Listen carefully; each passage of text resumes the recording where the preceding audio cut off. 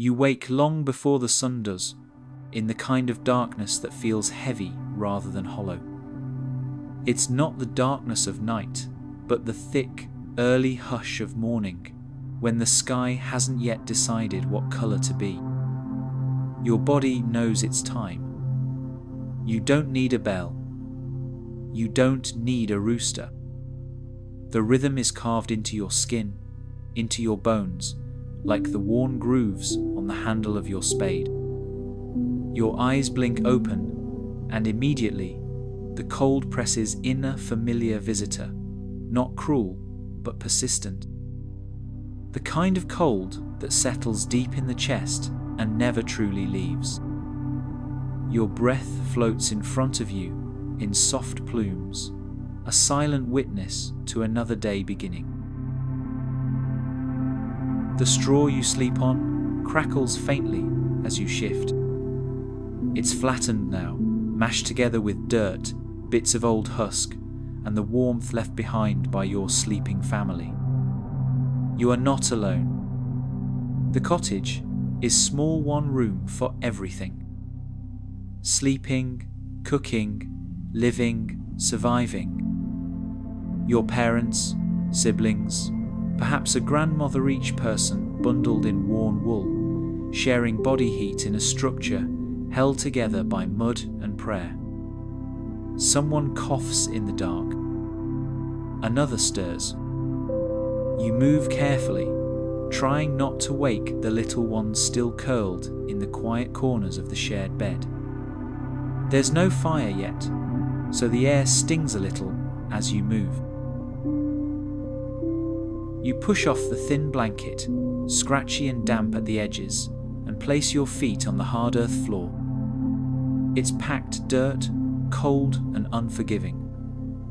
No floorboards. No rug. Just earth, smoothed by footsteps and swept with a bundle of twigs once a day, maybe less when time slips away. You reach for your clothes knot, so much to get dressed, but to add layers. You never really undress for sleep. There's no comfort in that. Your tunic smells faintly of smoke, sweat, and animals. It hasn't been washed in days, maybe weeks. But it's yours, and it's warm, and that is enough. The boots are harder. One is missing a sole. The leather cracked and soft from the last frost. You slip them on anyway. The cold seeps in, but you no longer flinch from it. Your fingers are already raw from days of rope pulling, tool gripping, and water fetching. They've become blunt, instruments useful, not delicate. You flex them as you reach for the door. The latch is stiff. The wood groans as you push it open, and for a moment the cottage breathes, with you exhaling the warmth of shared sleep into the waking world. Outside, the fog curls low across the ground, like a slow, ancient animal. The sky is pale charcoal, not quite light, not quite dark. A few faint stars still linger, dimmed ghosts of brighter times. The air smells of wet soil, old smoke, and the faint musk of animals stirring in nearby sheds. The first bird hasn't sung yet. The world is silent. And yet, there is motion everywhere. Dew collects on every blade of grass, glistening like forgotten treasures. A fox slips away into the trees. A rooster shuffles, uncertain of whether to speak. You step into the mud, barefoot now because the boots gave in. Your toes sink slightly. It's not unpleasant, just grounding. The earth pulls at you, reminding you that this is where you belong. Not by choice, perhaps, but by legacy. You walk toward the shed, or what passes for one-wood slats, with gaps wide enough to see the sky through. Inside, the tools wait. The hoe with its cracked handle, the shovel worn thin, the harness for the ox, frayed but still strong enough to hold. You know what today will bring, because yesterday did too, and the day before. You will till the same soil, fetch the same water, carry the same weight. There is no room for ambition here, no promotion, no surprise. But there is routine, and there is a strange, quiet comfort in that. You've learned to measure your life in smaller things. The weight of a full bucket, the feel of sun on your back, the sound of bread crust cracking in your hand. Little victories, quiet joys. The animals greet you with soft noises. The goats nudge you, hungry but calm. The chickens flutter and cluck. The ox shifts in its pen, breath misting into the cold air like yours. You check the feed, the water, the bedding. It's not affection, not the way nobles speak of their dogs, but it is care. And care, here, is a kind of love. Unspoken, unmeasured, but real. You pause for a moment, leaning against the doorway. The fog has thinned just slightly, and the horizon has begun to blush with the first hints of amber. The sky is not beautiful in the way the poets describe, but it is wide. It holds the weight of everything above you gods, storms, luck. You take a deep breath, tasting the morning. Damp wood, smoke from another cottage, something distant, like bread baking, or maybe just the memory of it. You think of the day ahead, of the things that will hurt, the muscles that will tighten, the moments you will bite your tongue. But for now, the day hasn't started yet. The world is still holding its breath. And in that quiet, in that single fragile moment, you allow yourself something rare. You let yourself feel human. Not just labor, not just hunger, but human. And then you lift the hoe and begin again. This is the place you return to each night if the day has been kind enough to let you return. It's not much, not by any measure, not even your own, but it is yours, or at least it feels like it. The shack isn't sturdy, not really. It groans when the wind moves through it, as if it remembers every storm it has survived. Its bones are timber, mismatched and uneven, and the gaps between the planks are filled with dried mud and straw that crack and crumble with the seasons. You've patched it many times, with whatever was at hand, bits of cloth, horsehair, even dung if it dried well. It holds, more or less. And when it doesn't, you live with the consequences. The roof leaks when it rains. Always has. You know where to place the bucket before the first drop falls. The drip drip becomes a lullaby if you're tired enough. In winter, the thatch hardens with frost and sometimes sags with snow. You fear the moment it might collapse entirely, but you push that thought down like so many others. You know how to adjust your sleep to avoid the spots where water might trickle down the wall or puddle on the floor. And if you can't avoid it, you simply turn over and let it happen. The walls, if you can call them that, don't block sound.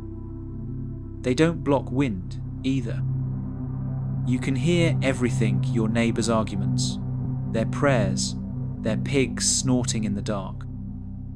Sometimes that closeness is a comfort. Sometimes it isn't. But the idea of a sealed room, one that separates you from the world entirely, is not something you've ever known. What would you even do with silence like that? Here, life bleeds through walls.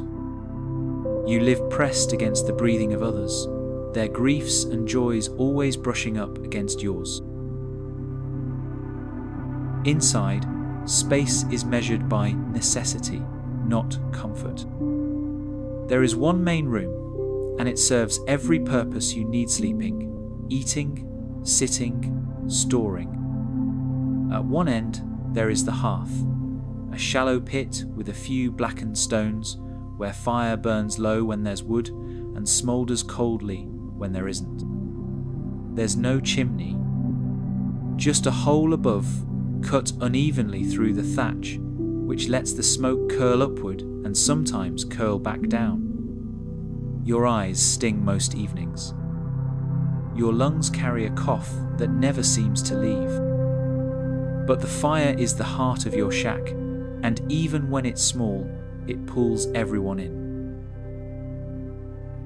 You sleep close to your family, shoulder to shoulder.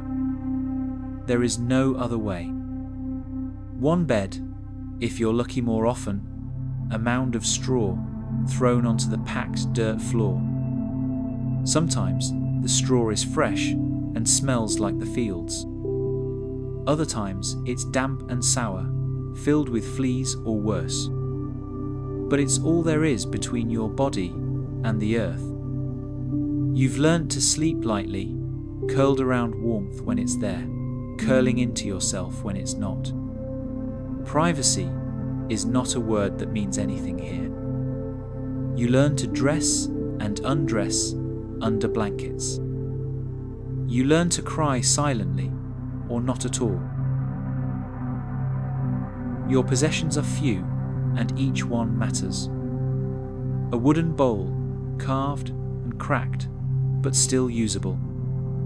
A spoon you've smoothed over the years with thumb and time.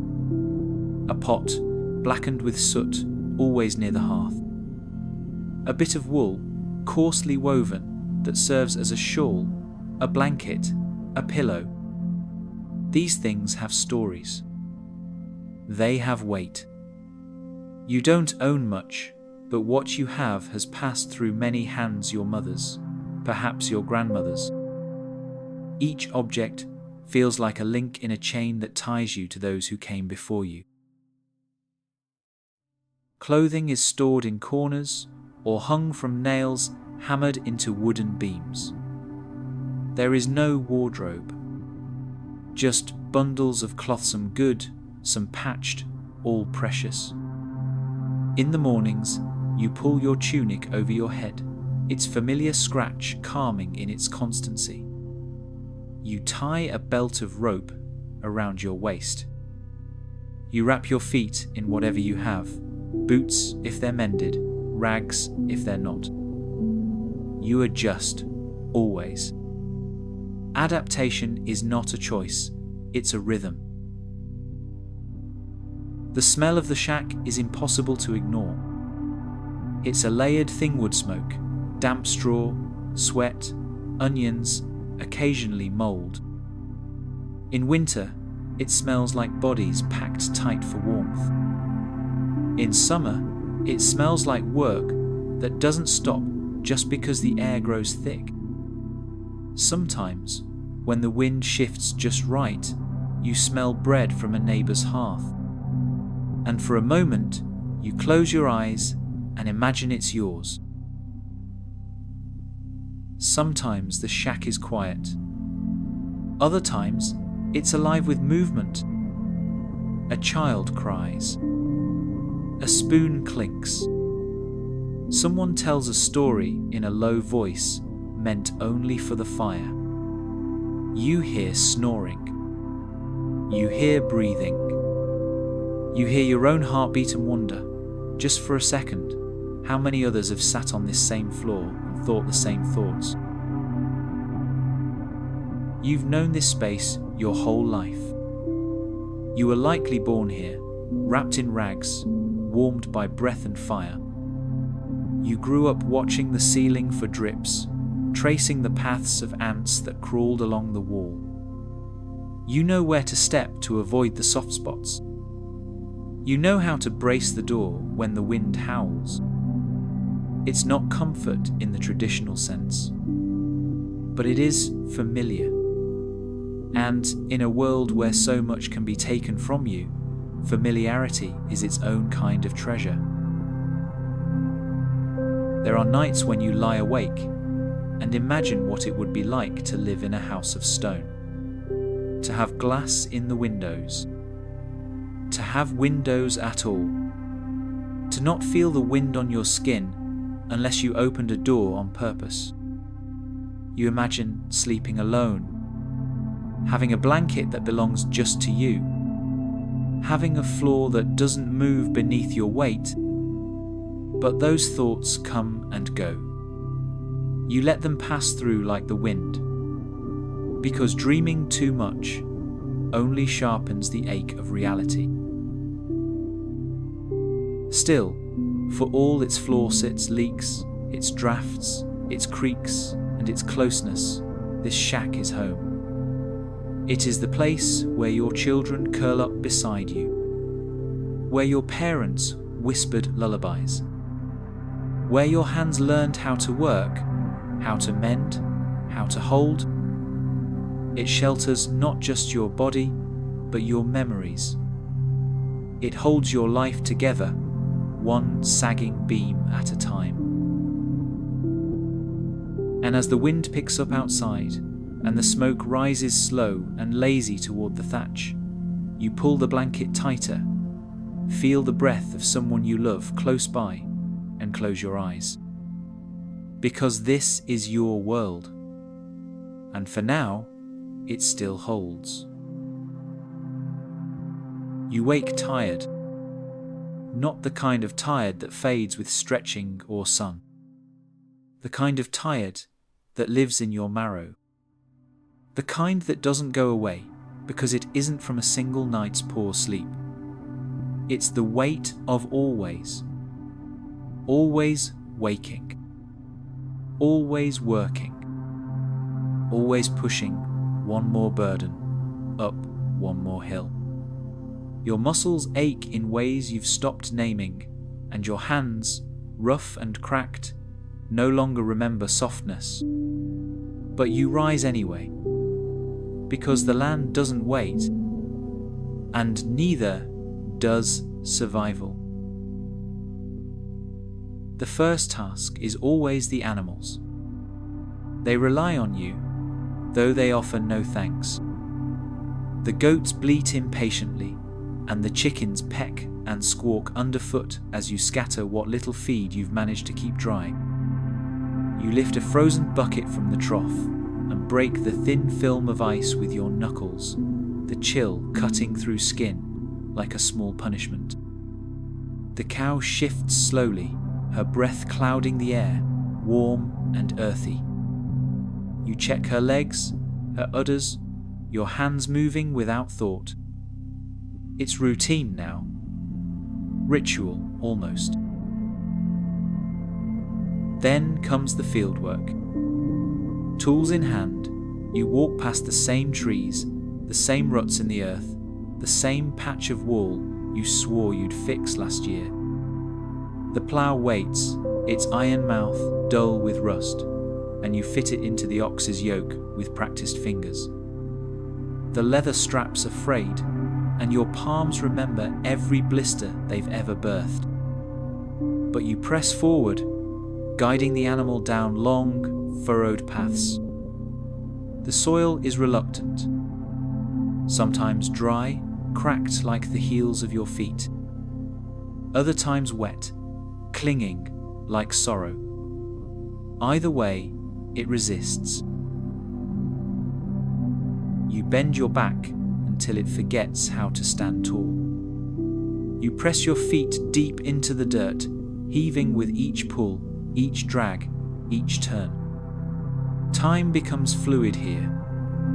You measure hours, by the passage of the sun over your shoulder, or by the number of rows left to turn. The work is slow, grueling, repetitive. It is hard to feel progress when everything looks the same. But you do it anyway. Because food doesn't grow from nothing. Because hunger doesn't care if you're tired. The midday meal is not a break. It's a breath. A pause to chew hard bread and maybe sip water that tastes faintly of metal and moss. You sit on a stone, sweat cooling under your arms, and listen to the sounds of other fields' distant voices, a child crying, a crow calling overhead. Your back pulses, your shoulders throb, but your mind is quiet. Not peaceful, just numb in a way that passes for calm. After the fields come the chores. There is water to fetch always water, carried in sloshing buckets from the stream a quarter-mile away. The path there is slick in winter, dusty in summer. Your fingers grow raw on the handle. You spill some, always.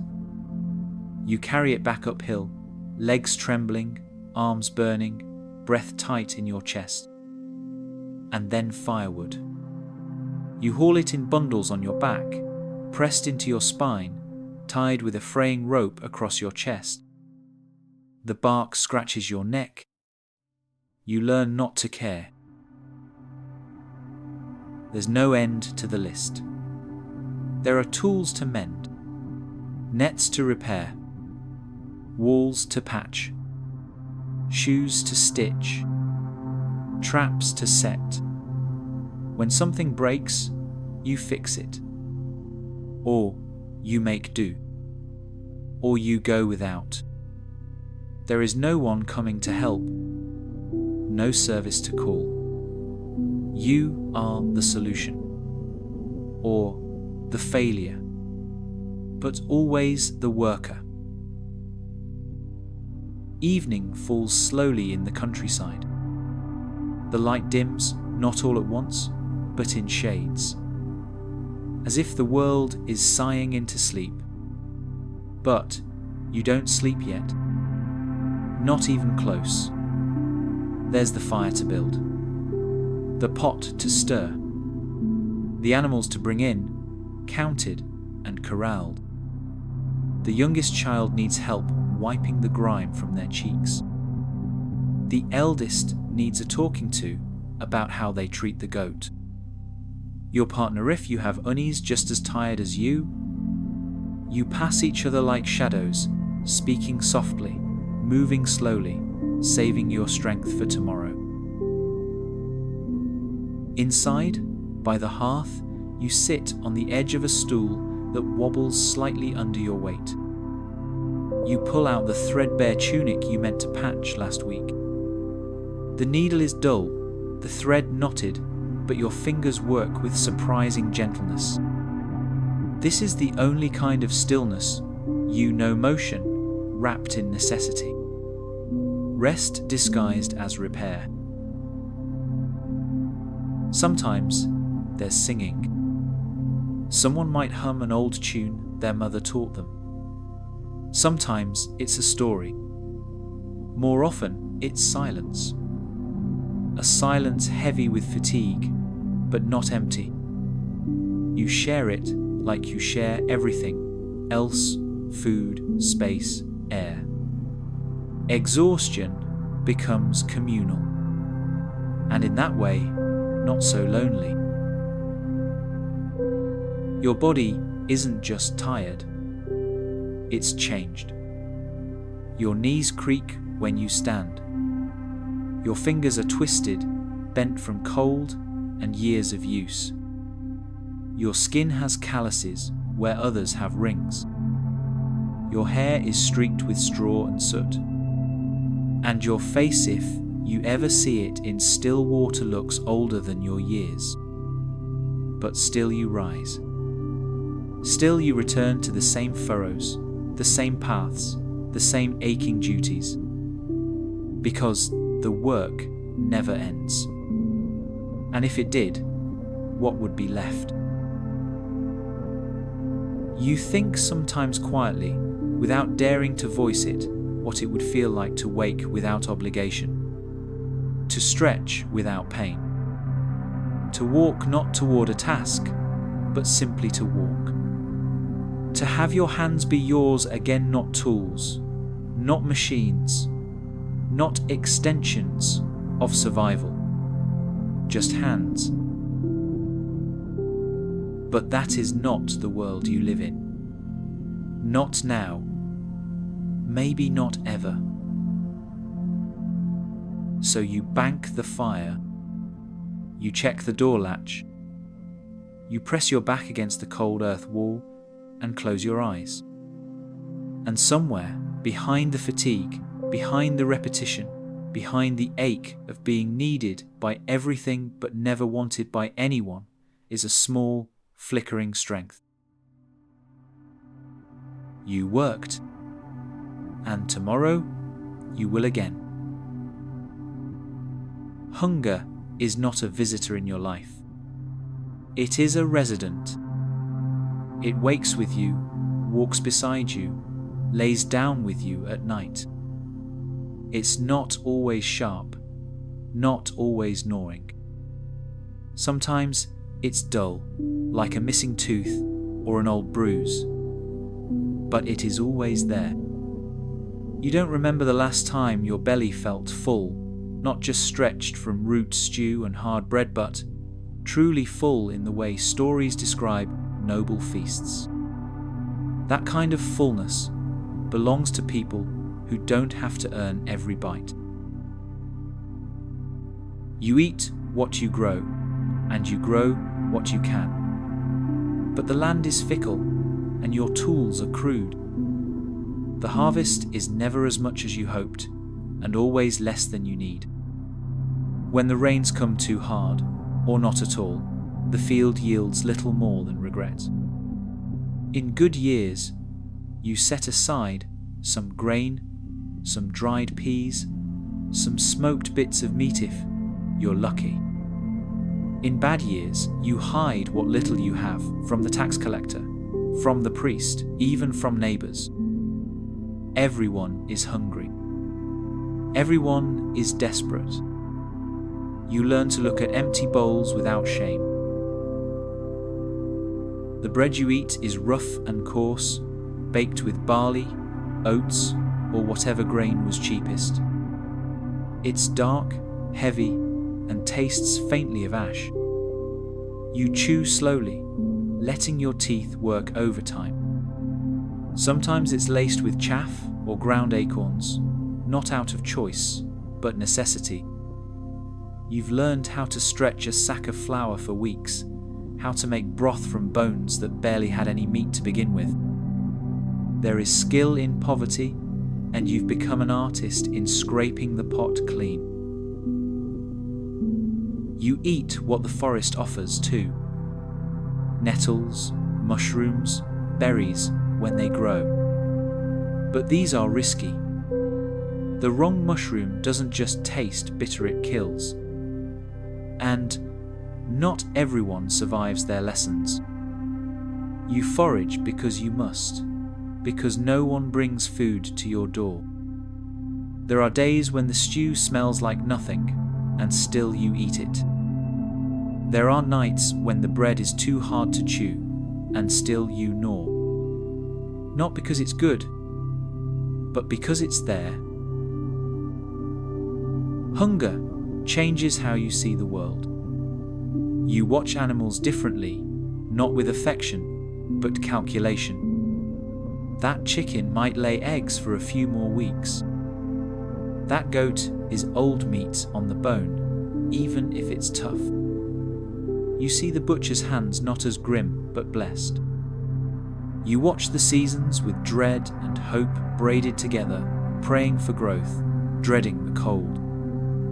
You learn to recognize edible plants in the cracks of the road, to scrape honey from hidden hives, to sniff out rot before it reaches your mouth.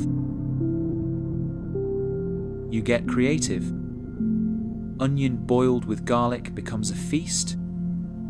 A bit of fat stirred into porridge is a miracle. On rare occasions, a neighbour shares maybe a rabbit caught in a snare, maybe a heel of sweet bread from a feast you weren't invited to. You receive it with gratitude that feels too large for the gift. And sometimes, when there's absolutely nothing left, you just sit, drink water, lie still, pretend. Fasting is not a religious ritual for you. It's just Tuesday, or Thursday, or 5 days in a row when the stores run low. The priest says suffering brings you closer to God. You wonder, quietly, if God has ever had to boil bark to silence a child's hunger cries. If he has ever buried someone who starved to death slowly, quietly, as if fading. You don't voice these thoughts, but they live with you, like hunger, close, constant. Children suffer the most. Their bellies swell sometimes not from food, but from lack of it. Their eyes become dull, their cries weak. You try to give them your share. You lie and say you've eaten. You distract them with stories, rocks shaped like birds, pretend games where soup is made from magic leaves. And sometimes it works. Sometimes they fall asleep smiling. Other times, they wake up crying, and you have nothing left to offer but your arms. The cold months are the worst. When the earth gives nothing, and the stores run thin, and you feel yourself shrinking inside your skin. You grow slower. Your fingers numb. Your thoughts fuzzy. Hunger becomes part of your body's rhythm. Your bones feel hollow. You dream of apples, of roasted meat, of steaming milk. You wake chewing your tongue. Still, you endure. You learn that hunger doesn't kill quickly. It lingers. It teaches patience and pain and strange bursts of gratitude. You are grateful for crusts, for scraps, for the rare moment someone forgets the weight of ownership and offers food without measure. You are grateful when the neighbour down the road brings a turnip unasked. When a stranger shares dried fish, you remember those acts for years. You never forget the taste. And yet, even in hunger, there is pride. You share what you can. A slice of bread split in two. A bit of broth poured into another bowl. You learn the quiet generosity of the poor, those who know the ache, who understand that even crumbs can carry grace. You don't hoard. You ration. You plan. You whisper recipes as you stir, even if the pot is nearly empty. You've seen what desperation does. You've watched men steal bread and be whipped for it. You've seen mothers steal from their neighbours and cry as they chew. You don't judge. You understand. Hunger erodes judgment. It turns dignity into dust. But still, you hold on to yours as best you can. You keep your head low, your hands busy, your belly as quiet as possible. One day, maybe there will be a good harvest. Maybe the granary will overflow. Maybe you'll eat until you lean back with a full belly and a quiet smile. You imagine it sometimes. A feast of your own. A table filled. A night without hunger. You hold on to that picture. You build it out of memory or fantasy or some mix of both. But tonight, there's only a slice of bread, a cup of broth that's more water than anything else. You tear the bread carefully, slowly. You chew with attention. You savor. You let it be enough, because it has to be. You feel it in your bones before you see it in the sky. The shift, the tilt of the season as it turns against you. The land does not care if you're ready. The weather does not wait for your grain to be gathered or your roof to be sealed. It comes quietly or violently, and all you can do is stand inside it, shivering or sweating or simply trying not to break. Winter arrives with a silence that hums. The kind of silence that settles into the wood of your home and crawls into your chest. The days grow short, and the light becomes brittle, like a candle flame that might go out at any moment. Frost paints the edges of your world on windows, on grass, on the rim of your breath. Your fingers go numb within minutes of stepping outside. The firewood you gathered in autumn vanishes faster than you thought it would. Each log you throw onto the hearth is a little prayer that the next day will be warmer. But it never is. The cold seeps into everything. Your boots stiffen. Your water freezes. The straw you sleep on offers no warmth, only a slightly less frozen place to lie still. And food already scarce becomes precious. The root cellar yields shriveled turnips, muddy carrots, half-rotted onions. You ration.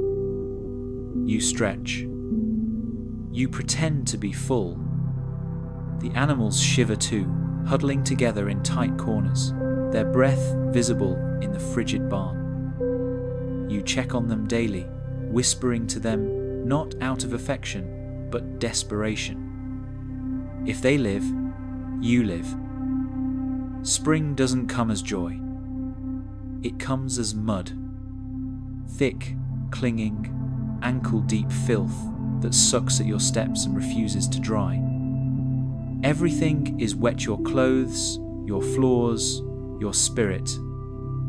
The snow melts and the water has nowhere to go. It floods the fields. It drowns the seeds. It leaks through your roof and into your bedding. Children cough in their sleep. You cough too, though you pretend it's nothing. It's always nothing, until one day it isn't. The rain keeps falling. Days blend together in a grey, endless smear.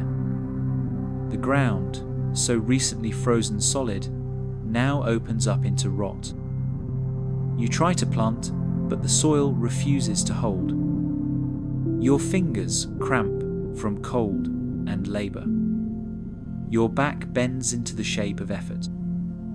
You ache in new places, and some old ones return. The wind finds new ways to enter your home.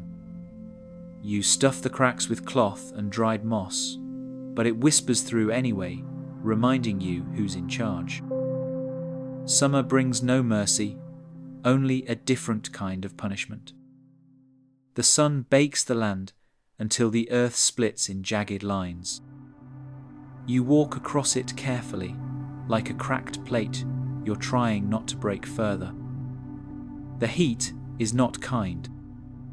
It does not warm you, it scorches. Your clothes stick to your skin. You sweat in places you didn't know could sweat. And yet, the crops need tending. Weeds grow faster than food. The soil is dry, the well is low, and the sky offers no sign of rain. Your mouth feels like sand. Water becomes a treasure, again collected in buckets, stolen from puddles, saved from washing until there's no choice. You bathe less, not because you want to, but because you must. The smell of your body becomes a part of your days, like dust or sunlight, or the taste of stale bread. You ignore it. Everyone does. There's no room for shame in survival. You dig your hands into the dirt, planting what little seed you have left, hoping it will take. Some years it does. Some years it doesn't. There's no pattern, only weather. Autumn is the cruelest of them all. It pretends to be beautiful.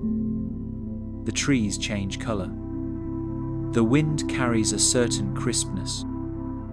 The sky becomes blue in a way that almost looks kind. But it's a trick, because you know what comes after.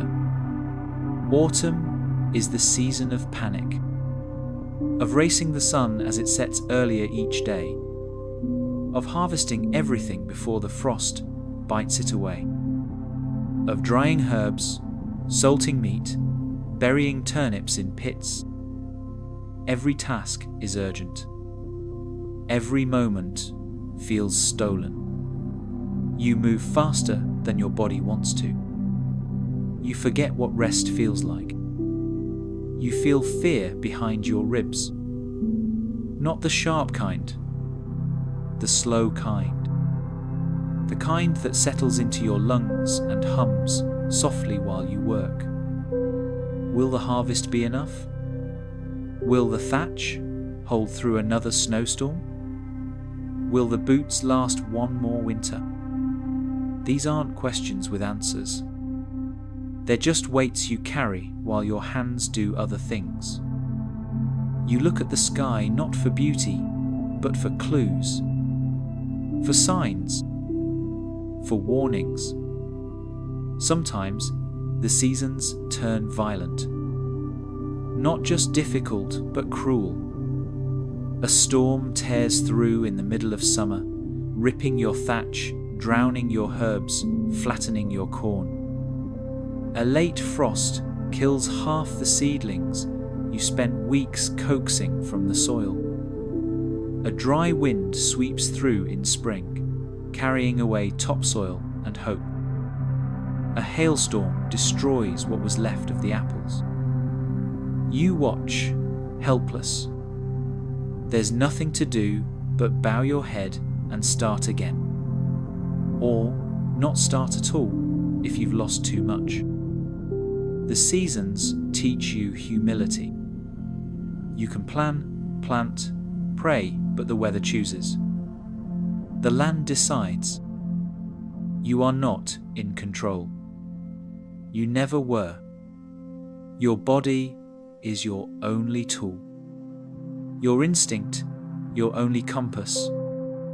You feel the shift in the air before the storms arrive.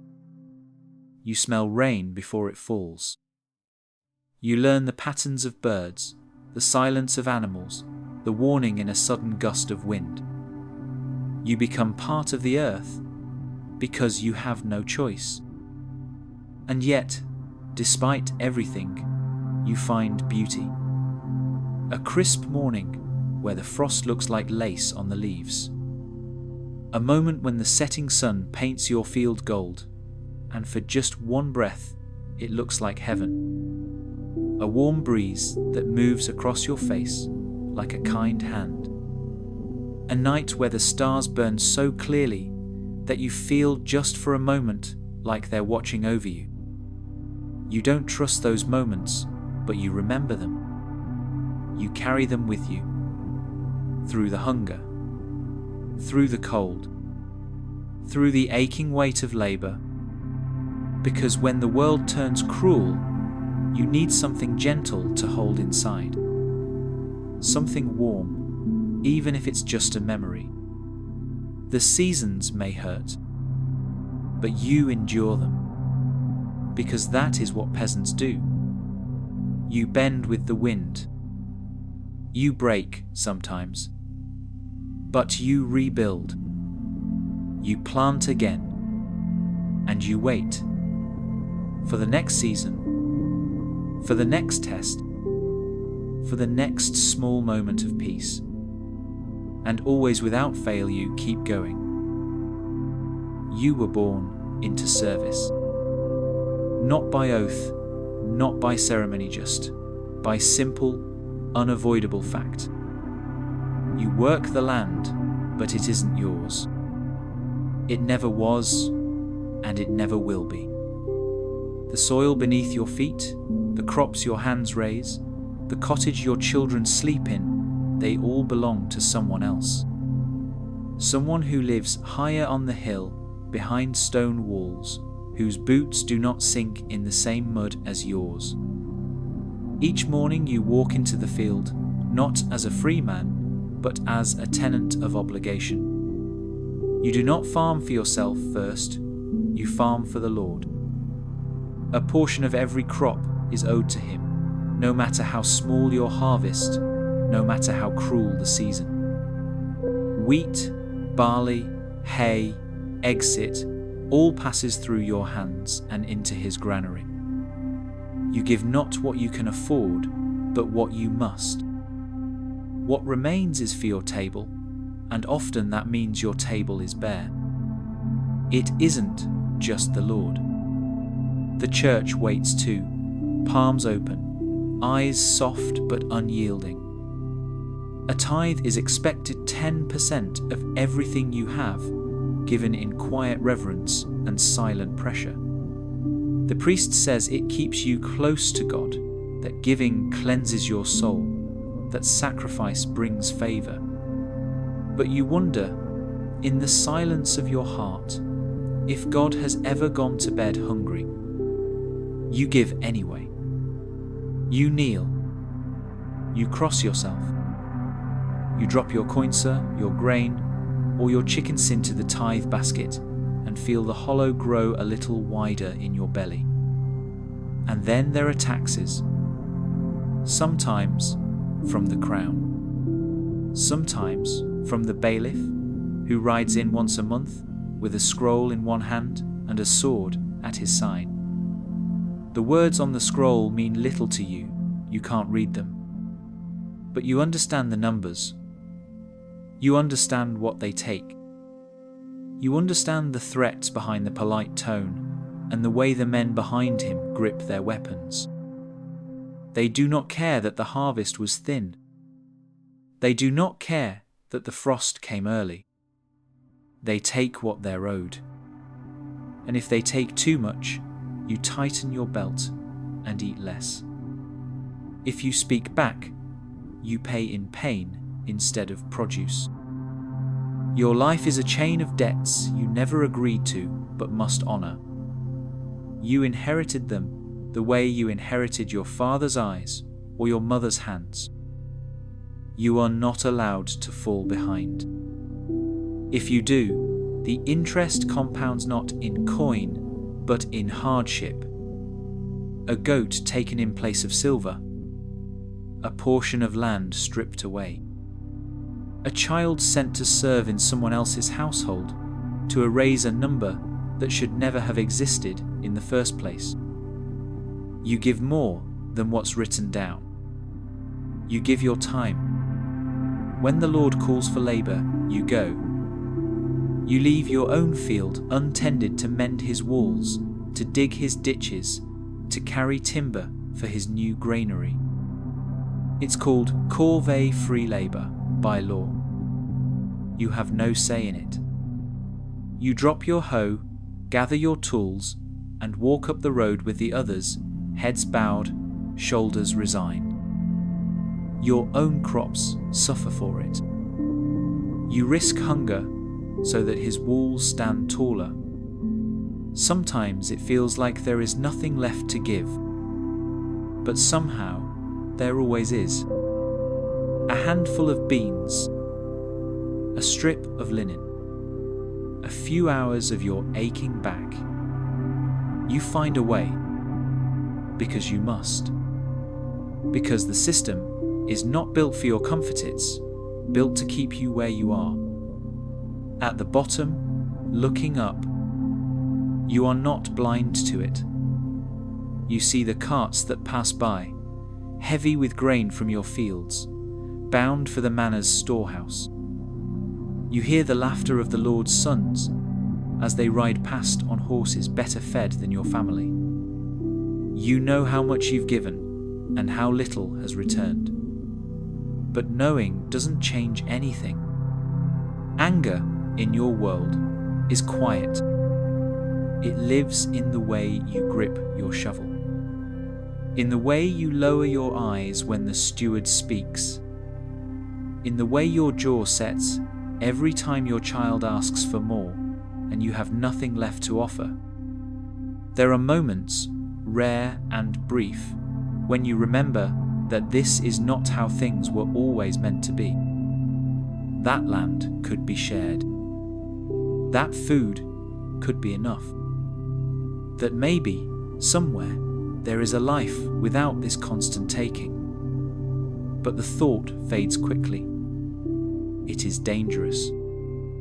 Hope, when it becomes sharp, cuts deeper than hunger. Still, there's a kind of dignity in your endurance. You've learned to live on less. You've mastered the art of giving without breaking. You stretch meals, patch tunics, barter favors, and survive each season with a resilience that the Lords do not see. They think your silence means contentment. They mistake your obedience for ignorance. But you know better.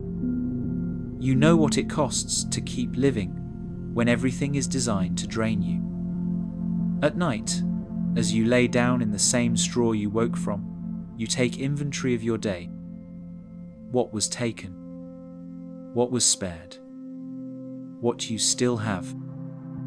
It may not seem like mooch a bowl of turnip soup, a dry heel of bread, your child's head resting against your arm.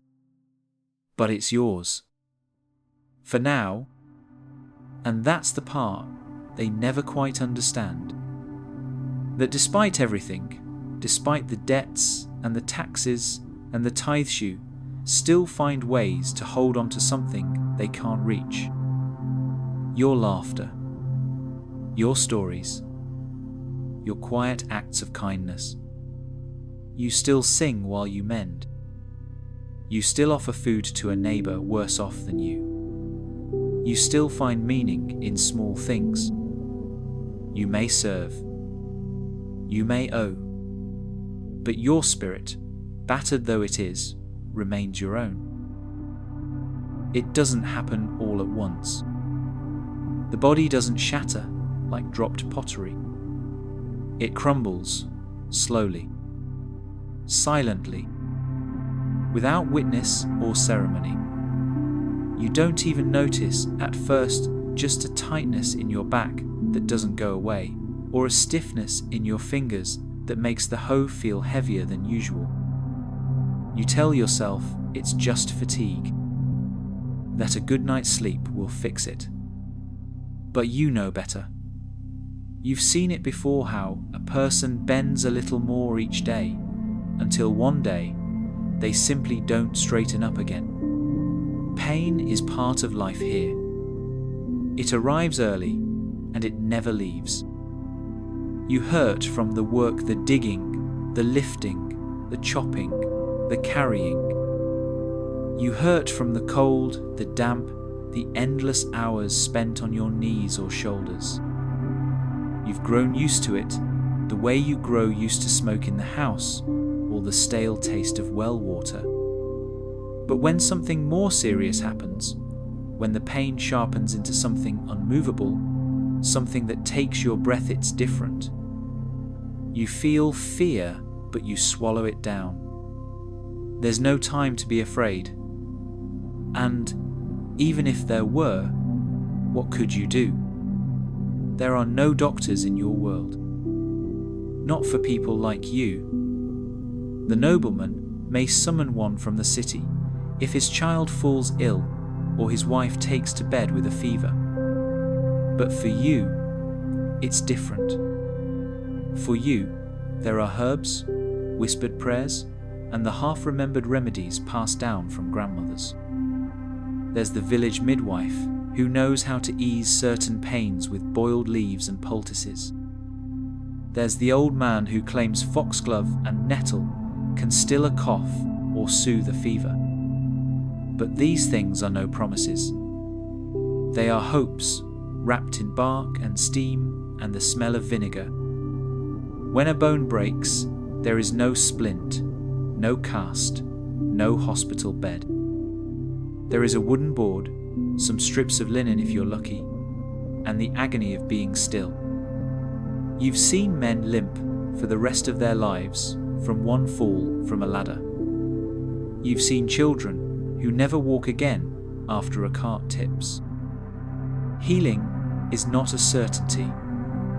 Infection lurks in every cut, every blister. A splinter can rot.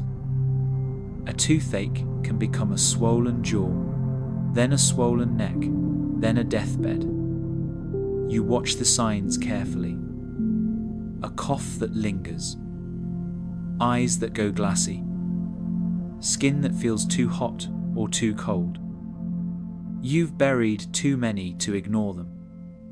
Sometimes you think you can hear death moving through the village, not with scythes or cloaks, but with silence. A cottage that doesn't hum in the morning. A place at the table that isn't filled. A cry that doesn't come anymore. Pregnancy is a kind of gamble. You've watched women go quiet with fear when they realize their belly has begun to swell. There is no certainty of survival, not for the child, not for the mother. The body is pushed beyond its edge, and there is no one to pull it back if it slips. You've helped wipe sweat from brows. You've heard the screams. You've heard the silence that sometimes follows. You've seen the blood. Too much blood. And you've seen life limp on, even after joy has left. Some things are treated with rituals. A charm around the wrist. A pinch of salt in the corners of the room. A whispered blessing from the priest who tells you your suffering has purpose, even if he cannot say what it is. You don't argue. You just nod because it's something. And something, even if it doesn't heal, is better than nothing. You're told to pray, so you do. You pray while you work, while you cook, while you bleed. You pray until the words become sound without meaning. The worst is the waiting. Watching someone you love deteriorate, knowing there's nothing you can do. A fever that doesn't break. A wound that grows dark. The sound of breathing when it becomes uneven, ragged, wrong. You sit by their side, wash their forehead with cool water, whisper that they'll be all right, even if you both know it's a lie. You think of what you should have done, maybe gathered herbs sooner, maybe kept them warmer, maybe said less, maybe said more. You think of all the things you won't be able to say again. Death comes quietly. Not always, but often. There's no shouting, no sudden drama. Just a slowing down, a soft sigh, a stillness. You cover the body with the best cloth you have. You light a candle. You pray again. And then you go back to your chores, because grief does not excuse hunger. The body may be gone, but the fire still needs tending. The cow still needs milking. The child still needs holding. When it's your own body that begins to fail, there's no room for panic. You downplay it. Tell yourself it's nothing, that it will pass. You keep working. You work slower. You hide the limp, the shortness of breath, the dizzy moments, when the ground seems to tilt. You say nothing because saying something won't change anything. And you don't want to be a burden. Not here. Not now. You've seen others vanish before you, disappear not in a moment, but piece by piece. Their work lessens. Their laugh fades. Their place in the world slowly empties until only their name is left.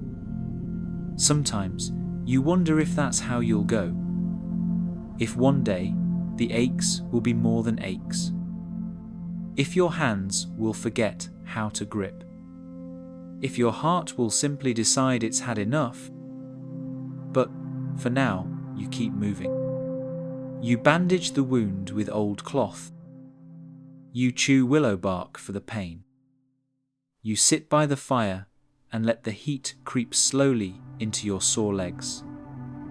You close your eyes and imagine, just for a moment, what it would be like to have someone else care for you, to be handed warm broth, to be told to rest, to be seen not just as a worker, but as someone worthy of comfort. That moment passes. You rise. You stretch.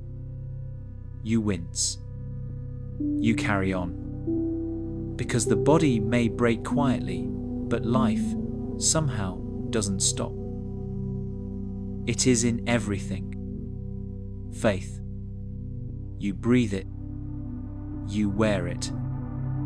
You walk in its shadow from your first swaddled moment to your final stiffened breath. It's not a choice. It's not a private belief tucked into a quiet corner of your heart. It is the air that surrounds you, the water you fetch, the songs you sing, the reason behind every misfortune, and the only answer anyone dares to give. God is everywhere, you're told. Watching, weighing, judging, protecting, if you're lucky. The church sits at the heart of the village, made of stone and centuries. It looms. Not cruelly, but unshakably. Its bell marks time more precisely than any sun or rooster. It calls you to prayer, to confession, to weddings, to funerals, to judgment. You walk past it every day, eyes lowered, mind silent. The walls are cold in winter, cool in summer. Inside, the smell of incense clings to the air like a spirit that never left. Candles flicker. Their wax puddles.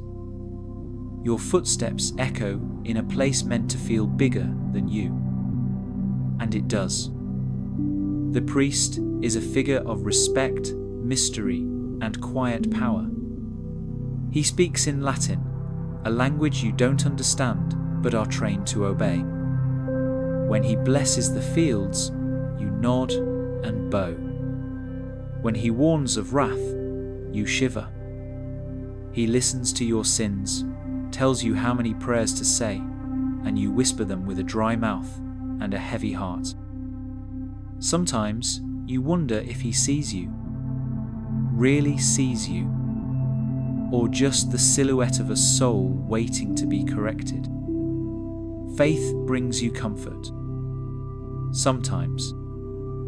When the nights are long and your children are sick, you pray. When lightning splits the sky and you fear for your roof, you pray. When the frost kills your first planting, you pray again. You pray not always because you believe you'll be saved, but because not praying feels worse. At least this way, your fear has somewhere to go. You kneel, you cross your chest, you close your eyes, and beg for mercy you may never feel. There are holy days that interrupt the rhythm of toil. Feast days, saint days, masses that stretch longer than your knees can bear. On those days, the village gathers in their best patched tunics mended the night before, head scrubbed with cold water, hair combed down. The priest's voice rises, candles burn low, and bread and wine are lifted like miracles. You stare, awed, not because you understand, but because it feels sacred. Even if you're hungry, even if you ache, even if you have to return to the fields as soon as the Amen is spoken. Religion governs what you eat, when you fast, when you marry, when you bury your dead. It names the days. It names the sins. And the list of sins is long. Pride, lust, gluttony, envy, wrath, sloth, greed. You do your best to live simply, humbly, quietly. But sometimes you feel all 7 in the space of an hour. And then comes the guilt. Heavy, sticky. You confess. Again and again. And hope it's enough. But faith isn't always soft. It isn't always a balm. Sometimes it feels like a leash. A set of invisible ropes tied around your choices. You dare not speak your doubts aloud. Not even to your own reflection in the still pond. Questions are dangerous. Curiosity can be seen as defiance. You've heard stories of women who bled herbs into tea and were called witches. Of men who dreamed of stars and were labelled heretics. You know better than to ask why the priest eats better, dresses better, lives better than the rest of you. You just assume it's God's will. Or at least say that it is. Fear lives here, too. Right beside faith. You fear hell, described in vivid, burning detail in every sermon. You fear purgatorian endless waiting room of suffering, where souls stew in their unwashed sins. You fear dying unshriven. You fear demons, possession, curses, but you also fear your neighbours. You fear what happens when someone gets sick too often. When a cow dies suddenly. When a child has fits and speaks in tongues. Fear has 100 faces, and sometimes they all look like yours. Rumours spread like fire through dry thatch. She collects herbs at night. He talks to birds. That family's field grows better than the others. Why? That woman's baby died. Was it God's punishment? Was it hers? You keep your head down. You keep your thoughts quiet. You do not wish to stand out. Invisibility is safety. Attention is risk. And yet, even in all this there is hope. You light a candle not just out of habit, but because part of you wants to believe someone is listening. That your suffering is seen. That your sacrifices matter. The songs you sing in church are mournful but beautiful. The way the light spills through stained glass makes even you feel clean for a moment. When the priest speaks of heaven, you picture a place without hunger, without pain, without mud in your boots or smoke in your lungs. A place where your hands are not always aching. You know you'll never see it. Not really, but still you try. You live a moral life. You love your children. You feed the neighbour when you can. You try to stay clean, in body and in soul. You endure, not just because you must, but because you believer need to believe that it means something. And when your time comes, you hope to be buried in consecrated ground, You hope someone will say a prayer over you, that the priest will speak your name, that your sins, as many as they were, will be forgiven. You hope that in the next life, if there is one, you will be allowed to rest.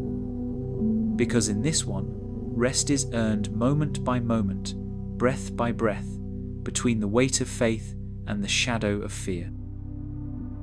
You do not trust the law. It does not speak your name. It does not wear your clothes.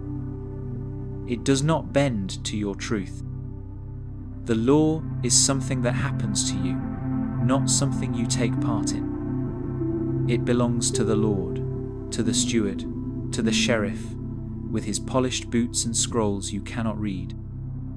It belongs to the men who ride in pairs, who speak in tones too smooth to sound human, who carry written orders like weapons and smile while they punish.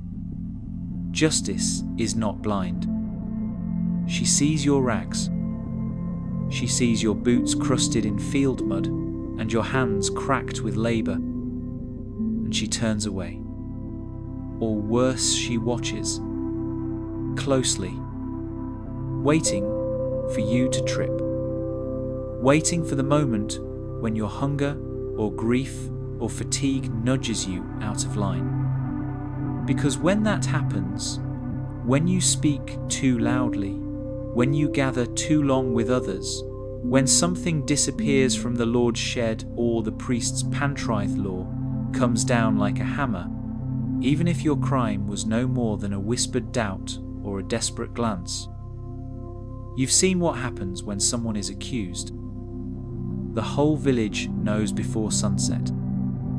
The news moves faster than breath. One moment, a man is sitting at the edge of his field, sharpening a blade. The next, he's standing in the square, arms bound, eyes hollow. No trial. No hearing. Just the bailiff, the sheriff, maybe a priest if the mood is pious. Sometimes the accused protests, cries, swears innocence. But innocence isn't what they want. They want confession. They want a spectacle. Punishments are performances. They are warnings wrapped in ritual. A man in the stocks becomes part of the scenery. Children throw stones. Women glance and look away. You walk past, pretending not to hear the moans, not to see the blood drying at the corner of his mouth. He could be guilty, or not. It doesn't really matter. The law needs someone to kneel beneath it.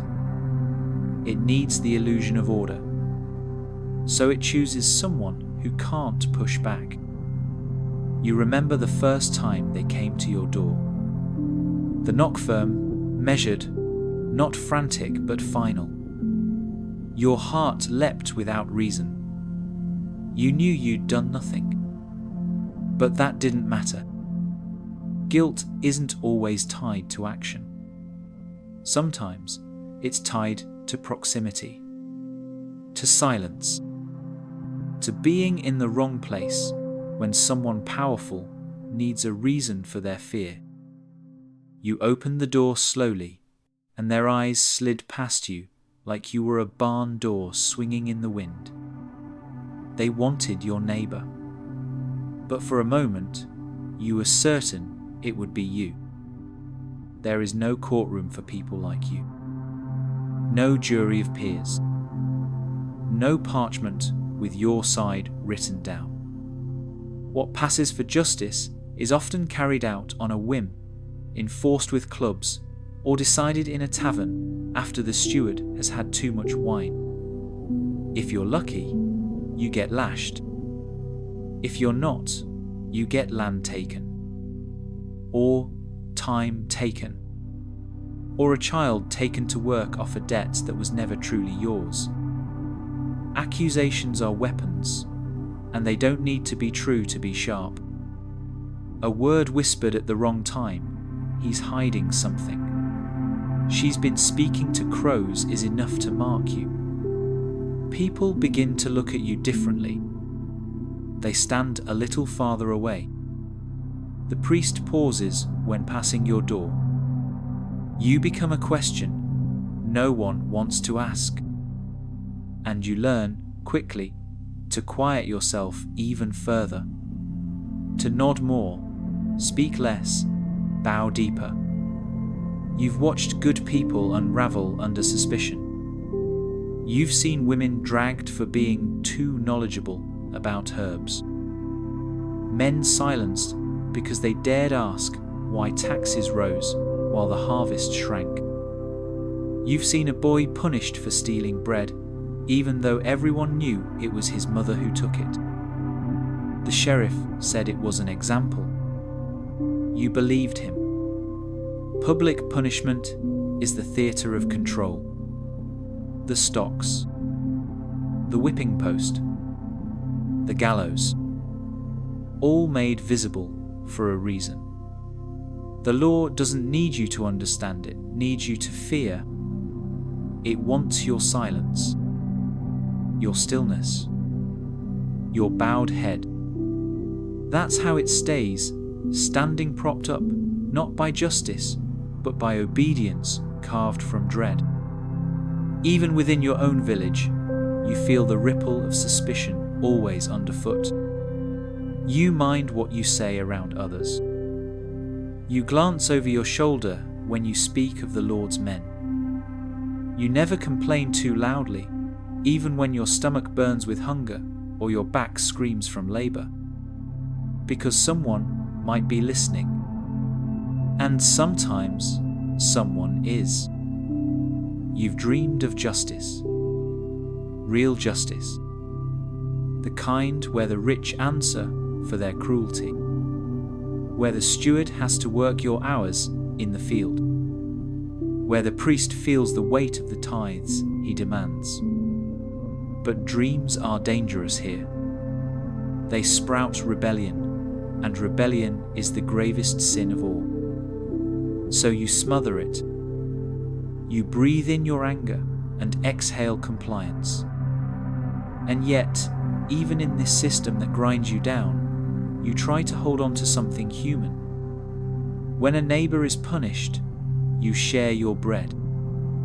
When someone is accused, you watch their children. You light a candle quietly for the man who vanished last winter after being taken for questioning. You don't speak his nominal because you forget it, but because remembering is safer when it's done in silence. You follow the rules. You keep your hands busy, your head low, your voice soft. You give what's asked. You pray for protection, not just from illness or hunger, but from being seen too closely by the wrong people. The law is not your shield. It is the storm you endure.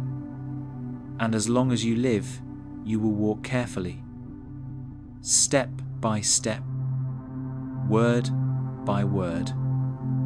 Because in this world, innocence does not save you.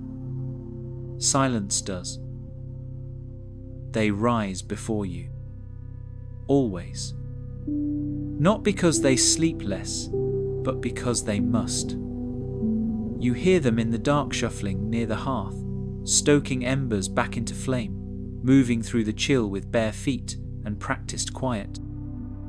The women you know don't complain. They don't announce their exhaustion. They simply keep going, day after day, without pause or recognition. They carry the world in quiet hands, in bent backs, in the soft corners of spaces they never got to claim for themselves.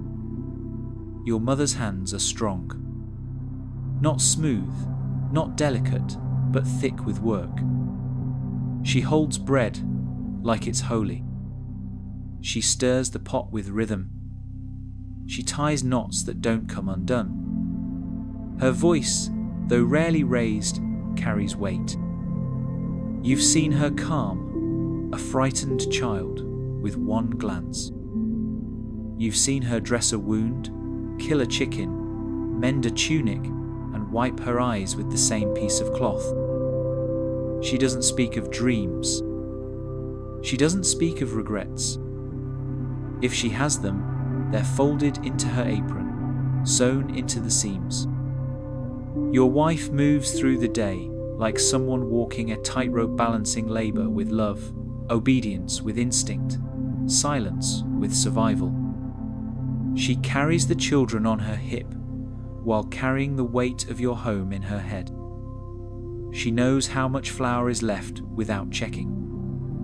She knows who needs healing, who needs scolding, who needs feeding. Her life is measured in chores, not hours. The laundry, the firewood, the spinning, the sweeping. Her name is never recorded in a ledger, never carved into a wall, but everything around you bears her touch. Your daughter learns early. She watches her mother and mirrors her movements. She learns to braid, to carry, to hush, to hold hunger quietly. She is praised when she is small, still, sweet. She is scolded when she wanders too far or speaks too loudly. By the time she bleeds, she understands that her body is both hers and not. She is a future wife, a future mother, a future offering in the negotiations of land and labor. Her laughter is brief. Her play is always interrupted. And still, she hums when she works. Still, she sings to the goat. Still, she dreams softly, secretly. The women around you do not rest. Not truly. Even when they sit, they are sewing. Even when they kneel, they are scrubbing. Even when they speak, it's with one ear listening for the baby's cry, or the pot's boil, or the fire's sigh. Their hands are always in motion, braiding hair, slicing roots, shaping dough, stitching torn seams. They are the pulse of the household, the spine of the village. And yet, they are so often invisible. Praised when they are quiet. Blamed when things go wrong. They give birth without safety. Without doctors. Without guarantees. The midwife arrives with a bundle of herbs and a bowl of water, and the rest is up to the gods. Some births go smoothly, others do not. You've seen blood on the floor, too much of it. You've heard the silence that follows when no infant's cry comes. And you've watched the mother, pale and hollow, return to work within days. Because there is no time to grieve. There are mouths to feed, wood to chop, fields to tend. They endure things you never will. Whispers, judgments, bruises hidden beneath sleeves. Their mistakes are remembered longer. Their silence is expected more. If a child grows sick, it is the mother's fault. If the bread is too thin, it is the woman's hand that's blamed. They're told to be obedient, to be good, to serve God and husband and family with a smile. But you've seen the steel beneath their softness. The strength it takes to smile when your belly is empty. The courage it takes to keep living when the world has already written you off.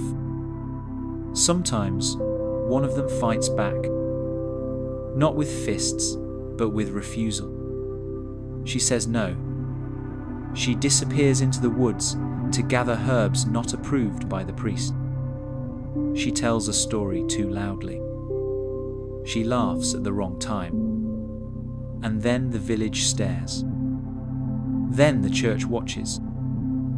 Then the rumors begin. Which? They whisper.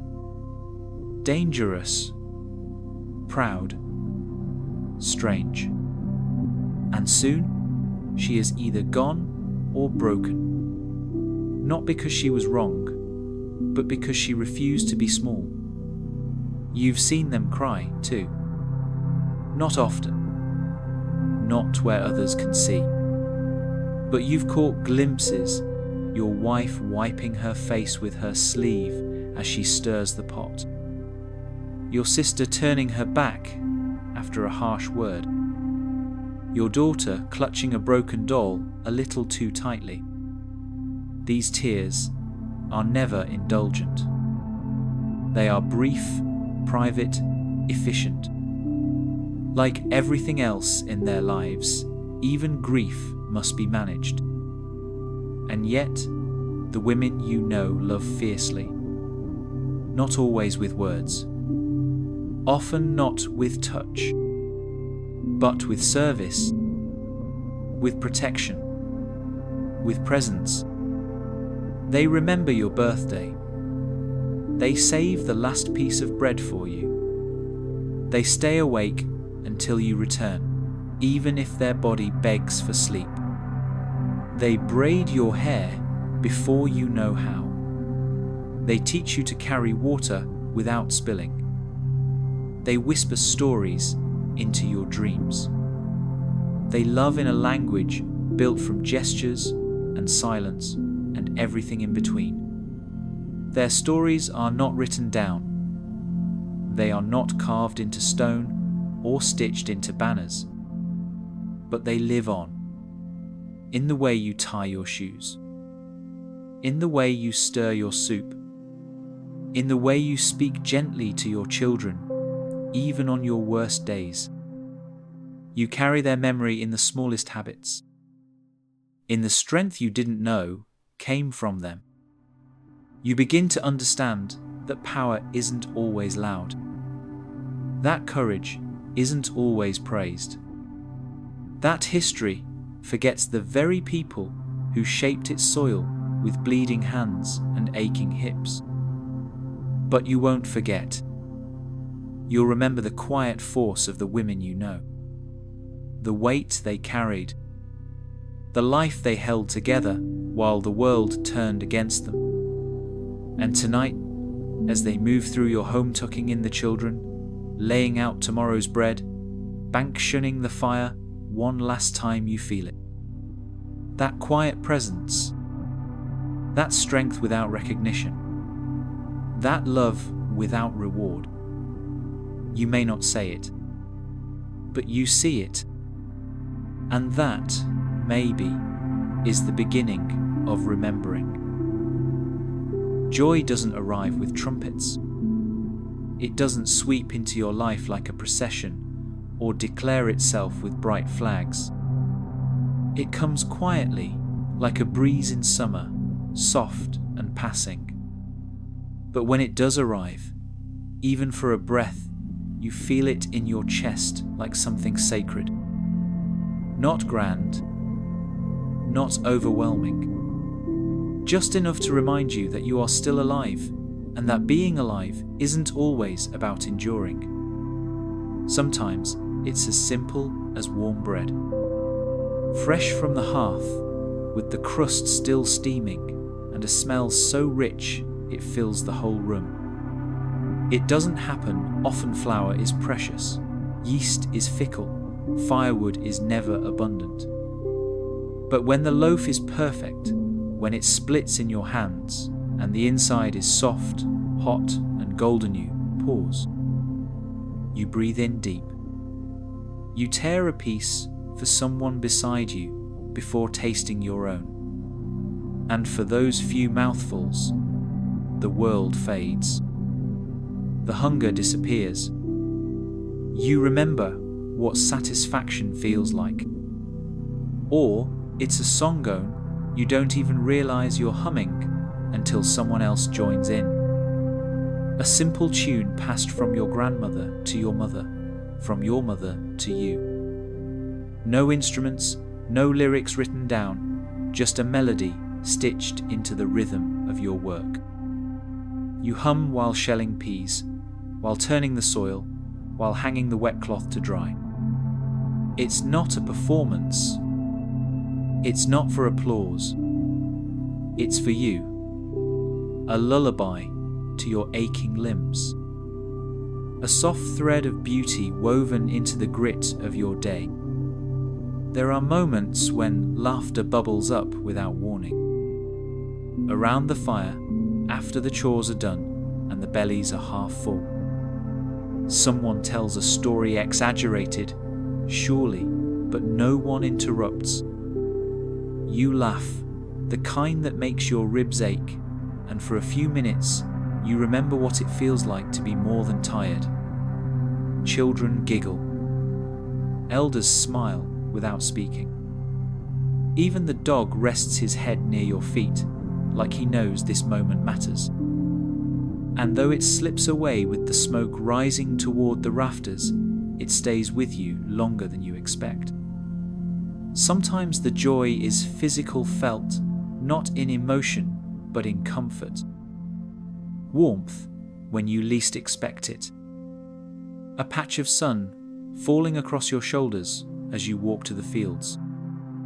A blanket pulled tight on a winter's night, warmed by shared breath and bodies close.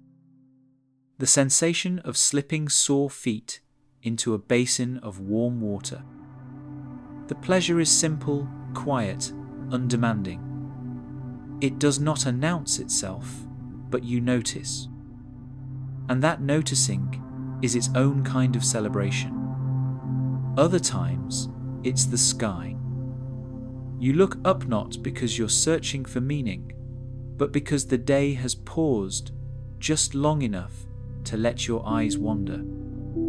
The clouds move like ships across a sea of blue. All the stars emerge, one by one, until the whole sky becomes a blanket of silver. No sermons, no voices, just stillness. Just your breath, slow and steady, beneath something ancient and vast. And you realize that, for all the weight of your life, there is still something above you that cannot be touched by labor or law. You find joy in the garden too. Not the whole of it gardening is work, like everything else. But sometimes, a bean sprout breaks through early. A tomato ripens perfectly. A flower blooms where you forgot you planted it. You brush the soil from your fingers and smile. A small victory. A quiet proof that life continues, even in places where it was once buried.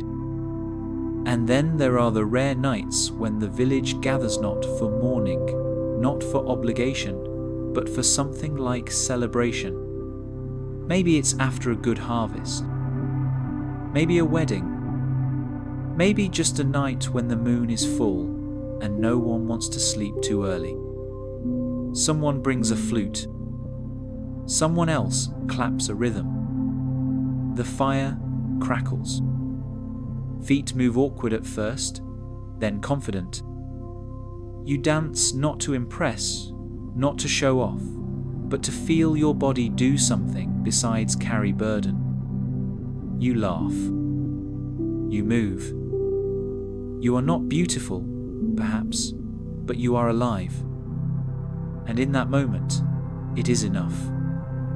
Even companionship is a kind of joy.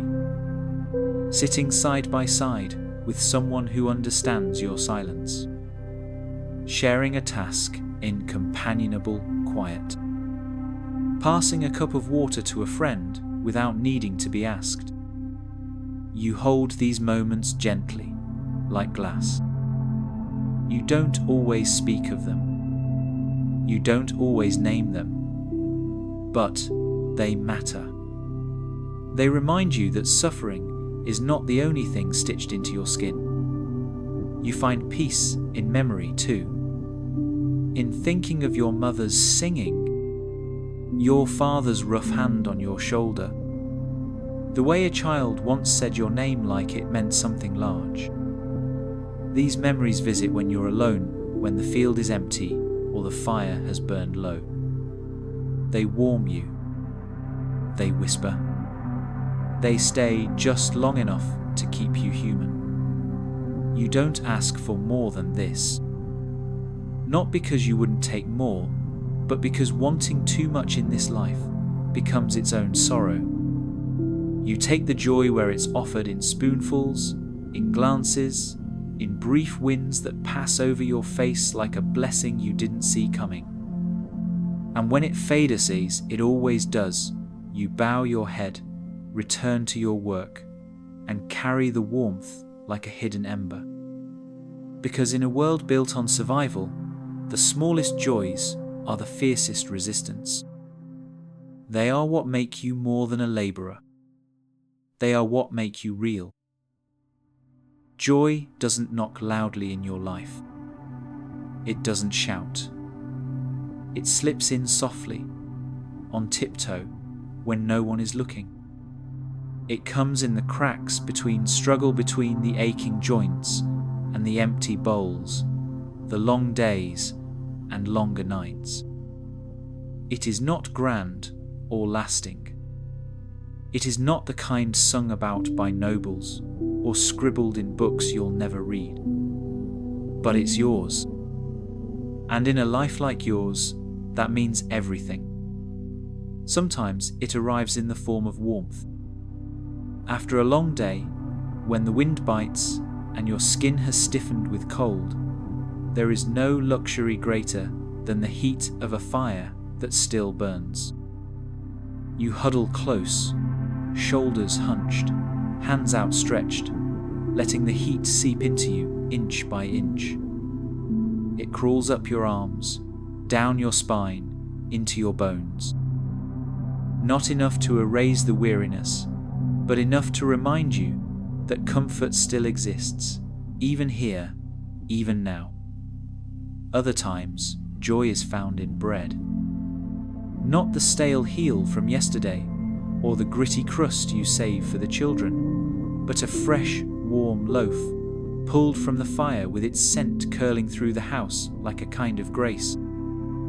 You tear it open with fingers still rough from the day's work, steam brushing your face, the soft middle clinging to your hands. You share it without words, passing pieces around to family, to neighbours, to those who need it most. The act of giving is joy. The act of tasting real, rich, fleeting is peace. Then there are the songs, hummed, never shouted. Quiet tunes passed from mother to child, neighbour to neighbour. You hum while you sweep, while you knead, while you mend a shirt with one hand and hold a baby in the other. The songs don't need words. The melody alone is enough to lift the corners of your mouth. Sometimes someone else joins in softly at first, then louder. It's not harmony in the polished sense, but it's unity. For a minute, you are not many scattered people, but one breathing thing. There is laughter too. Small, quiet laughter that bubbles up when the fire pops unexpectedly, or a child mispronounces a word, or someone tells a joke you've all heard before, but still find funny.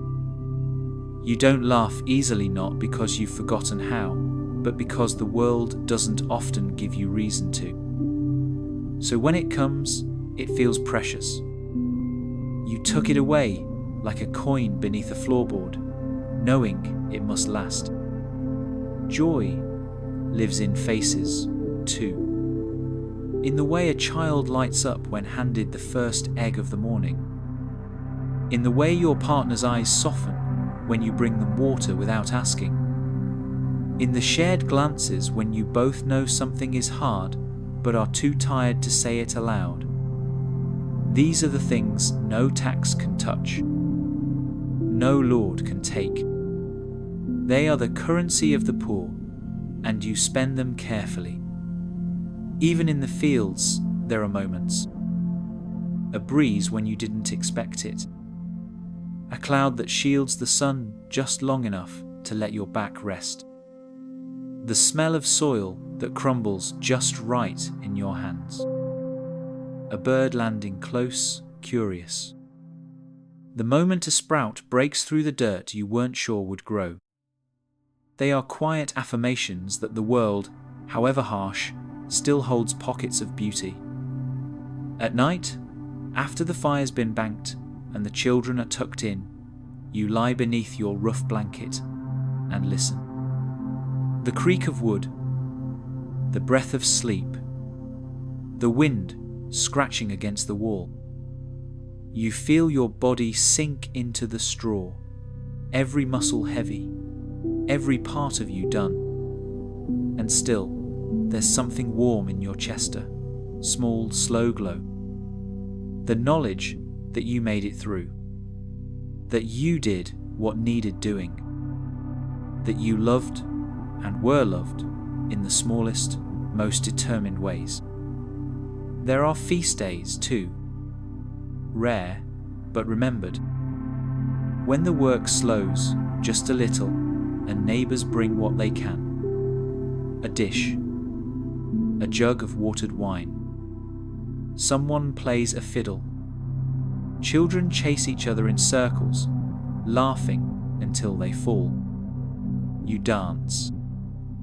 Awkwardly, joyfully. For a moment, your body remembers motion that isn't work. Your feet remember how to lift themselves for pleasure, not duty. The sky overhead turns purple with dusk, and you feel I tool of it sink into your skin. Even solitude holds joy. A walk to fetch water where no one follows. A stolen moment in the garden where the sun hits your face just right. You breathe and nothing hurts. Not for long, but long enough. You think of someone you miss. Someone who once walked this path before you. You smile, and the wind seems to recognize you. You don't record these joys. There is no parchment, no ink. They are written in memory, in gesture, in the breath between tasks. But they stay. They settle inside you like seeds. Some bloom later, in harder times. Some fade. Some remain whole and golden. You live in a world built on repetition, on giving, on enduring. But you are more than that. You are also someone who knows the worth of a song, the taste of warm bread, the miracle of a day that didn't end in suffering. And even if no one else ever writes your joy into a book or carves it into a stone, it existed. And that is enough. The fire is low, but it still holds enough warmth to pull everyone close. The children huddle near the hearth, their faces orange with flickering light, eyes wide and mouths slightly open. The older ones sit farther back, pretending not to be afraid, even as they lean just a little closer with every word. You are here too, knees drawn in, back pressed against the cold wall. Outside, the wind scratches at the cottage like a hungry animal, and beyond that, only darkness. But inside, there is fire. And story. Someone speaks. It might be your grandfather, his voice low and rhythmic, rough with age, but smooth from repetition. Or your mother, who only tells stories in winter when the nights are too long and silence feels too heavy. Or it could be your older brother, proud of knowing the scariest tale. The words rise like smoke, winding through the room, curling around each face, drawing the listeners into another world older, stranger, more dangerous, and somehow more familiar. The stories are never read. There are no books here. They are remembered, carried in heads and mouths, passed from voice to ear across seasons and generations. You learn them the same way you learn to plant seeds, to mend a fence, to make soup from bones. Through doing, through listening, through being there. Some are ghost stories about women in white who wander the forest, forever searching for the child they lost in the river. About lights seen in the fields at night, moving slowly, without footsteps, vanishing when followed. About the man who went to the crossroads to speak with something no priest could name, and came back different, quieter, colder, always watching. You don't believe all of them, but you don't laugh at them either, because you've heard strange noises at night, because you've seen a shadow move when no one stood, because there are things in this world you cannot explain and maybe shouldn't try to. Others are family myths, half-true tales about great-grandparents who wrestled wolves or dug a well so deep it reached the bones of the earth. Stories of cousins who survived plague through luck, prayer, or pure stubbornness. A lost uncle who ran off to sea and became a nighter, a criminal, depending on who tells it. These stories are softer, funnier sometimes. They make you feel larger, as if your blood carries a trace of something remarkable. Even if the truth is buried under decades of exaggeration, the feeling remains. You belong to something that began before you. And that matters. There are tales of saints and sinners, of punishment and redemption. The priest tells some in church, warning against temptation and praising those who suffer without complaint. But at home, the stories are different, less polished, more human. A man lies and his house burns. A woman prays and her child returns from the brink. A poor farmer gives away his last crust of bread and finds his barn filled the next morning. These stories aren't just teachings, they're hopes. They give shape to the idea that goodness might matter, that mercy might return. And then there are the old stories, the ones whispered, not shouted.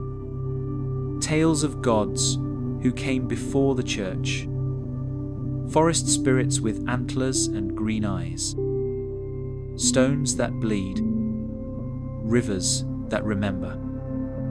You've heard them from the oldest villagers, told not as fact, but as something older than fact.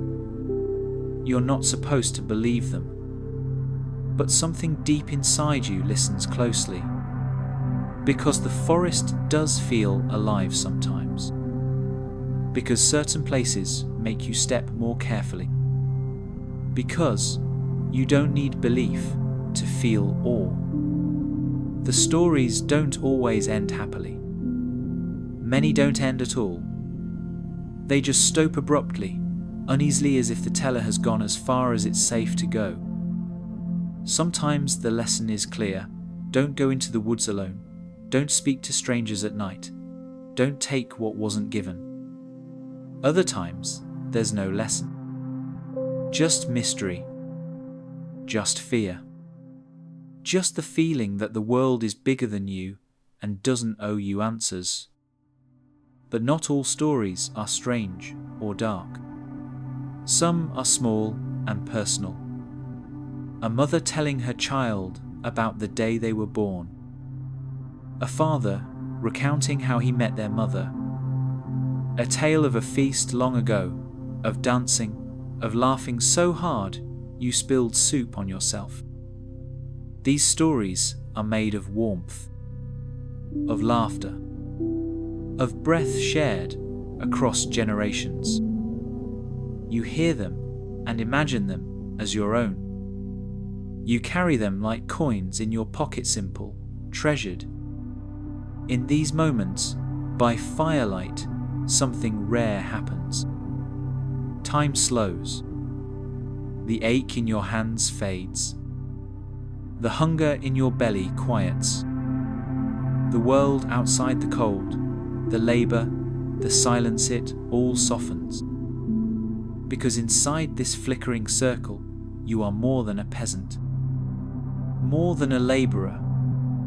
You are a listener, a keeper, a thread in a great tapestry that stretches further back than any lord's land, deeper than any church sermon. And one day, the voice will be yours. You'll speak the words, half remembered, half recreated.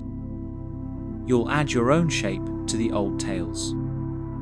A new detail, a different ending. And someone younger will listen, wide-eyed, wondering. Because stories are not luxuries here. They are not distractions. They are survival. Meaning, memory. They are the light when the rest of the room is dark. And as the fire dies down, the coals glowing like 1,000 sleeping eyes, you hold on to the story you just heard. You tuck it away in the corners of your mind beside the others. Safe, warm, waiting to be told again. You won't leave behind a name carved in stone. No statue will stand for you. No tapestry will bear your likeness. No book will record the hours you lived, the days you toiled, the nights you endured. History will pass over you like mist across a field soft, silent, forgetting. But that does not mean you left nothing behind. You leave footprints. Hundreds. Thousands. Each one pressed into the soil, worn away by time and rain, but once there all the same. You leave furrows in the field where you bent your back, season after season, turning the same soil your father once turned. The land remembers. Not with voice or vision, but with rhythm. The rhythm of seed and harvest, of shovel and sweat, of the calluses your hands wore proudly, even when the rest of you was tired. You leave warmth.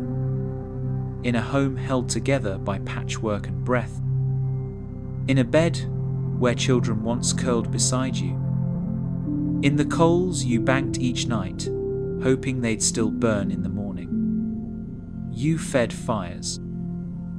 Not just with wood, but with presence, with the quiet consistency of care that no one ever applauded, but that held everything together.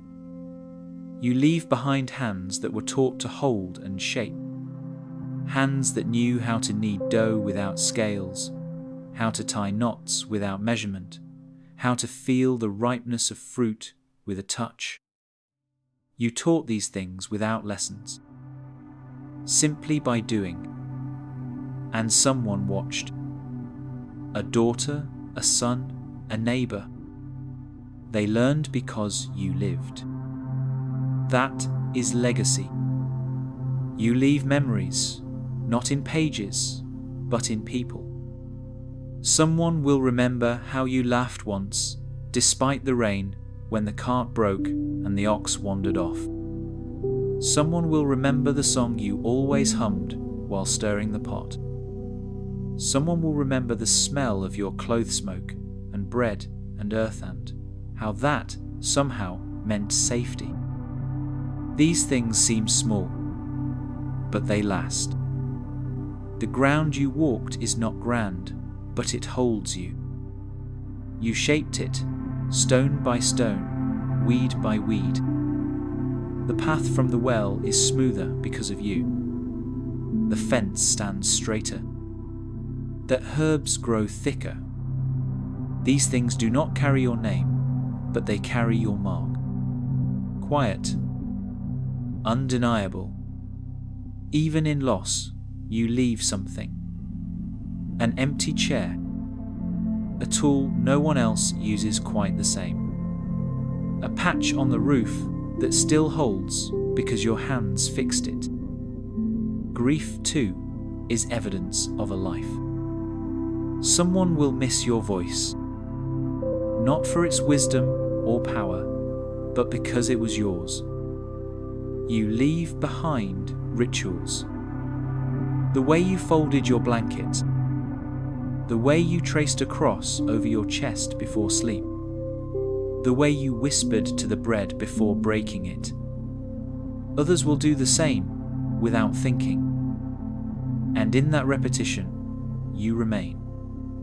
You leave behind silence, not the absence of noise, but the space you once filled with your breath, your body, your doing. That space will echo just for a while, and someone will notice. No monument rises for peasants. No bard sings your story. But you are not forgotten by the land you fed, by the water you carried, by the walls you leaned against when your knees trembled. The earth knows your weight. The sky remembers your breath. And that is its own kind of immortality. You leave behind Loveno spoken, perhaps, but shown. In the bread you saved. In the coat you mended. In the back you rubbed after a long day. In the tears you hid so others wouldn't worry. You loved in ways no chronicler will record. But those who received it will never forget. And when your name fades from memory, and it will, it does not mean you were erased. It means you became part of something wider, deeper. You return to the soil, to the wind, to the stories whispered in kitchens long after your voice is gone. Legacy is not what you claim. It is what you leave. Quietly, unintentionally, like footprints in frost. And you have left more than enough. You were never the hero of the story. Not in the songs, not in the books, not in the words spoken in candlelit halls. History does not bend its head toward you. It keeps its gaze fixed on kings and knights and cloaked men writing laws. But while they wrote and rode and ruled, you held the world together. You mattered not in grand gestures, but in persistence. In the way your feet returned to the same path each morning. In the way your hands learned to lift what needed lifting. In the way you gave, again and again, from the little you had. You fed the mouths that would never know your name. You built the walls that others claimed. You swept the dust from corners no one noticed, but they were clean because you passed through. Without you, nothing would have stood. Not the cathedrals. Not the castles. Not the sprawling cities where merchants shouted and nobles sipped wine. All of that depended on the soil. And the soil depended on you. You didn't get to dream of legacy. There was no time. You didn't have wealth to pass down, or names written in scrolls. What you left behind was simpler bread shared, fields planted, stories told by firelight. These things didn't seem like much at the time, but they were everything. They were life. And life moved forward because of them. You raised generations. Children who watched how you tied bundles of herbs, who learned to read the sky by your silence, who grew up with your calloused hands guiding theirs, showing them how to hold a spade, how to slice a turnip just right, how to stay quiet when grief came into the room. You may not have given them gold or titles, but you gave them enough. And sometimes, enough is more precious than plenty. Even in suffering, you mattered. You showed the world how to survive, how to bend without breaking, how to cry without crumbling. How to keep going when everything felt like it was slipping through your fingers. You became fluent in resilience. It seeped into your bones, and though it was rarely acknowledged, it held generations upright. You mattered in the way you loved without poetry, without ceremony. You loved through labor, through presence, through giving the warmest blanket to someone else. You didn't write sonnets. You ladled soup. You didn't court with roses. You held hands in the dark. You didn't need to be seen to give everything you had. You mattered because you created balance. While others chased glory, you built lives. While others fought wars, you grew wheat. While others held court, you held your family. No one thanked you. No one praised you. But the world only worked because you kept showing up. You were not small. You were never small. You lived through seasons that didn't spare you. Through frost and famine. Through plague and poverty. Through silence and shame and aching. You kept breathing. You kept building. That matters. And even now, centuries later, your fingerprints are still in the soil. Your steps echo in the fields. Your breath still floats in the stories that survived, even if your name didn't. You shaped the rhythm of daily life. You carved meaning from scarcity. You showed what quiet power looks like. So, no, history may not remember you in ink or marble. But the world remembers in other ways. In the bread that still rises. In the earth that still grows. In the hands that still work. And that is why you still matter.